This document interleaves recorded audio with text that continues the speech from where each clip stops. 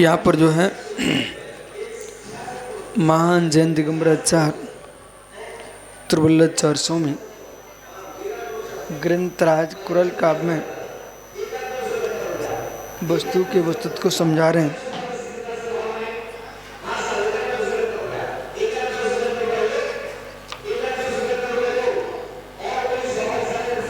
अरे बालक कमरे में जाना, पेंसिल है कमरे में उठा के ला।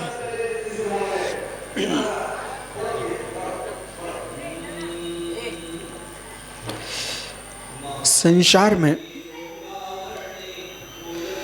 वे जीव महान है, ज्ञानवान है, प्रज्ञावान है, बुद्धिमान है, विवेकशील है, वही ऋतंबरा प्रज्ञा को प्राप्त कर पाएंगे जिनके पास स्व समय परसमय का भेद है और आत्मीय धर्म को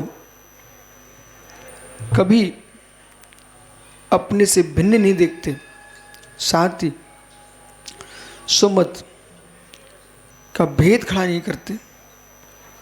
विज्ञान पुरुष वे हैं जो जीव अपने घर की बात पर घर नहीं भेजते, वो ही बुद्धिमान है।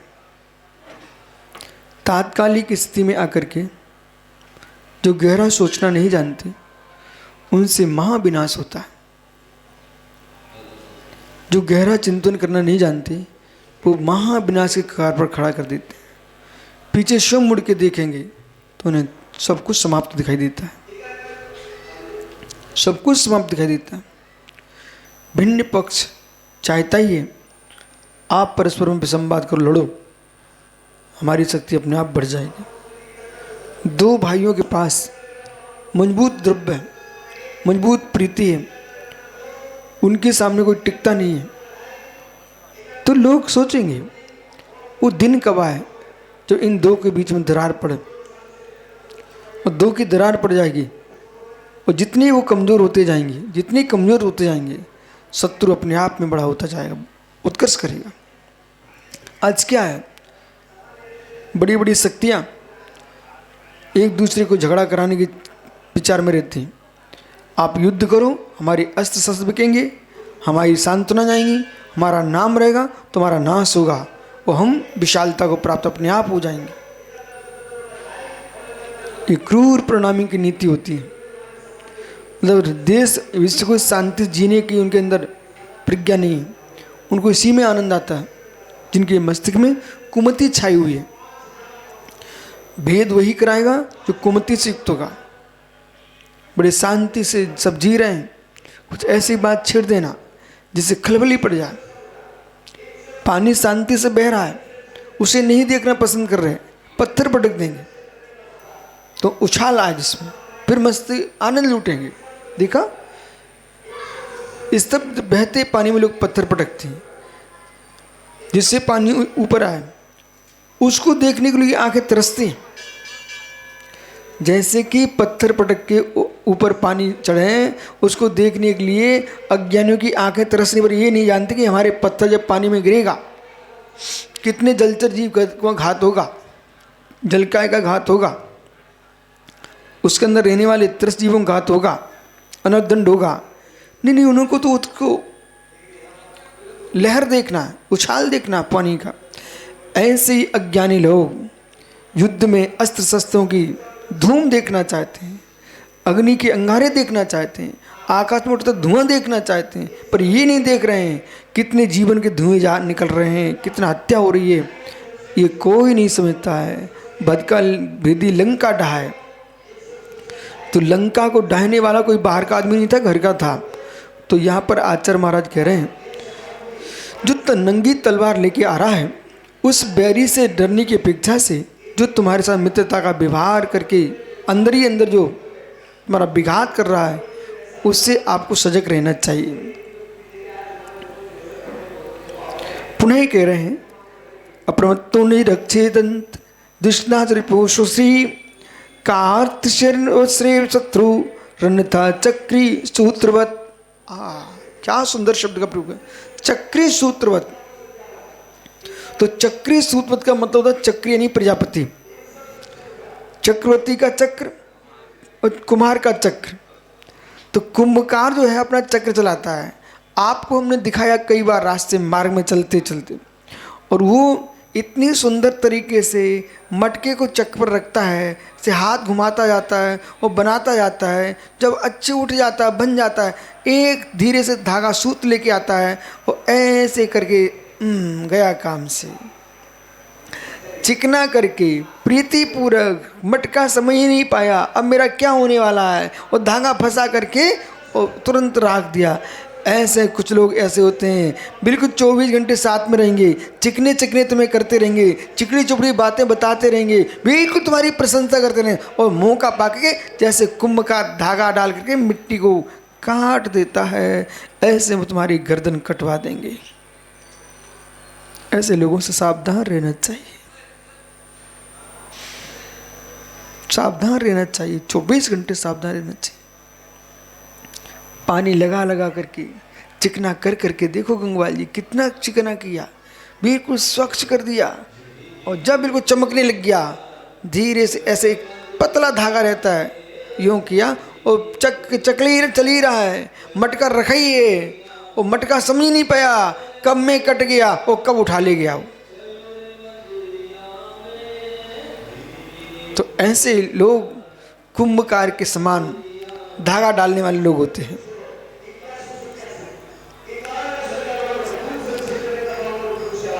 कुछ भी सुनाई नहीं पड़ रहा। अप्रमत्त, तो इसमें प्रमाद नहीं करना चाहिए। निज रक्षे, स्वयं की रक्षा में प्रमाद नहीं करना चाहिए, अप्रमत्त रहना चाहिए। जैसे भी वीतरागी मुनि चार विकता, चार कसाय,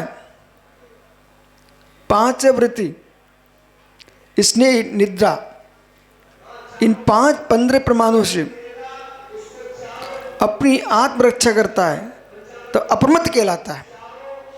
तो जैसे एक महाव्रती प्रमादों से अपनी रक्षा करता है अप्रमत्त कहलाता है, ऐसे सम्राट को अप्रमत्त रहना चाहिए, प्रमाद नहीं करना चाहिए शत्रु के बीच में।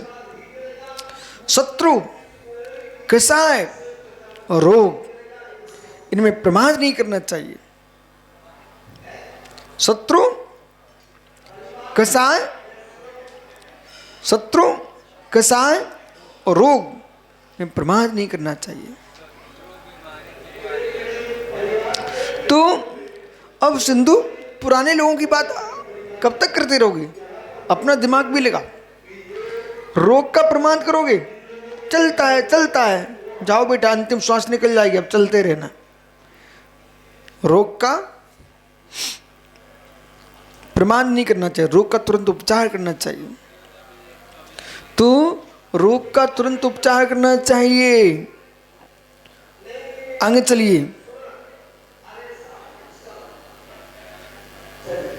रोग का प्रतिकार करो, शत्रु का प्रतिकार करो, प्रमाद कसाय का प्रतिकार करो। कसाय का प्रतिकार नहीं करोगे तो चारित्र नष्ट हो जाएगा, रोग का प्रतिकार नहीं करोगे तो शरीर नष्ट हो जाएगा, और शत्रु का प्रतिकार नहीं करो तो राज्य नष्ट हो जाएगा। इसलिए 3 का आपको प्रतिकार करना चाहिए और सावधानी बरतना चाहिए, और कुछ लोगों को तुरंत छोड़ देना चाहिए, कुछ लोगों को तुरंत छोड़ देना चाहिए। वेग को, क्रोध को, माया को छोड़ देना चाहिए। वेग को, अब लघु संग का जाना है, दीर्घ संग का जाना है, वेग चल रहा है, रोको मत। वेग को रोकने से रोग हो जाएगा, मर जाओगे। तो वेग को, सोच का, लघु शंका का वेग रोकना नहीं चाहिए, और कसाय का वेग छोड़ देना चाहिए, कसाय का वेग छोड़ देना चाहिए। और तीसरा, क्या सुन रहे इतनी देर से?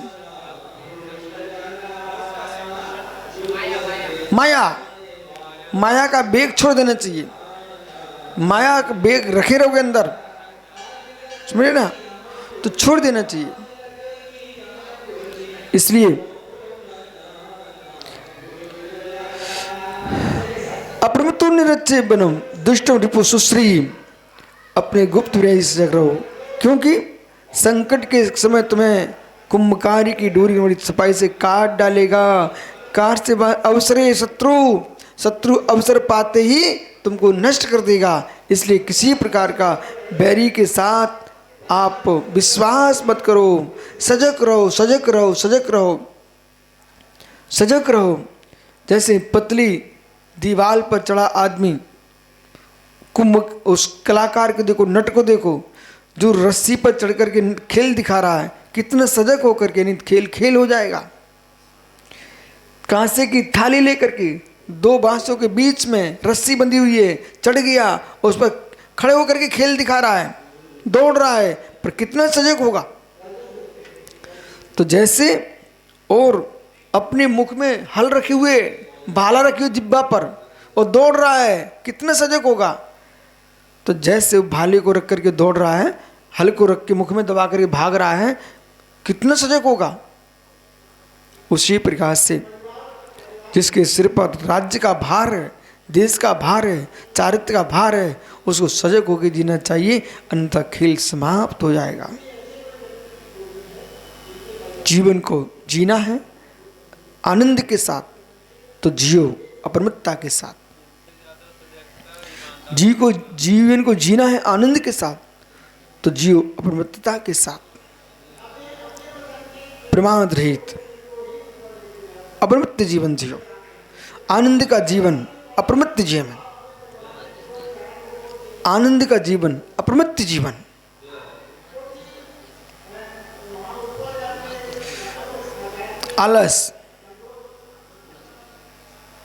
आलस कुशल क्रिया से अनंतरा प्रमादा।